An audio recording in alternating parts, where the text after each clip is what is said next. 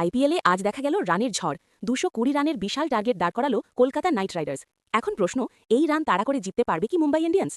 আজকের ম্যাচে দারুণ ব্যাটিং পারফরম্যান্স দেখালো কেকেআর। দলের হয়ে অসাধারণ ইনিংস খেললেন অধিনায়ক অজিঙ্ক্য রাহানে। মাত্র ৪০ বলে ৬৭ রান করে দলকে মজবুত ভিত এনে দেন। তার সঙ্গে শুরু থেকেই আক্রমণাত্মক মুডে ছিলেন ফিন অ্যালেন। মাত্র ১৭ বলে ৩৭ রান করে দ্রুত রান তোলার গতি বাড়িয়ে দেন। তবে আইপিএলের অন্যতম দামি খেলোয়াড় ক্যামেরন গ্রিন আজ বড় ইনিংস খেলতে পারেননি। ১০ বলে ১৮ রান করেই ফিরে যান। এরপর দলের তরুণ প্রতিভা আঙ্ক্রেশ রাঘুবংশী দারুণ হাফ সেঞ্চুরি করেন। ২৯ বলে ৫১ রান। শেষের দিকে এসে ফিনিশিং টাচ দেন রিঙ্কু সিং।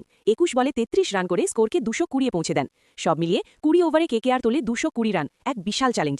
Bowling update. অন্যদিকে মুম্বাই ইন্ডিয়ান্সের বোলিং আজ খুব একটা কার্যকর ছিল না। শুধুমাত্র শার্দুল ঠাকুর ৪ ওভারে ৩টি উইকেট নিয়ে কিছুটা লড়াইয়ে রাখেন দলকে। অধিনায়ক হার্দিক পান্ডিয়া একটি উইকেট পেলেও তার বোলিং ছিল বেশ খরুচে। এখন সব নজর মুম্বাইয়ের ব্যাটিং লাইনের দিকে। রোহিত শর্মা, রায়ান রিকেলটন, তিলক বর্মা, হার্দিক পান্ডিয়া এবং শারফেন রাদারফোর্ড, এই বড় রান তাড়া করার দায়িত্ব এখন তাদের কাঁধে। মুম্বাই কি পারবে এই ২২০ রানের পাহাড় সম টার্গেট চেস করতে, নাকি কেকেআরই জিতে নেবে ম্যাচ? আপনার মতামত কমেন্টে জানাতে ভুলবেন না।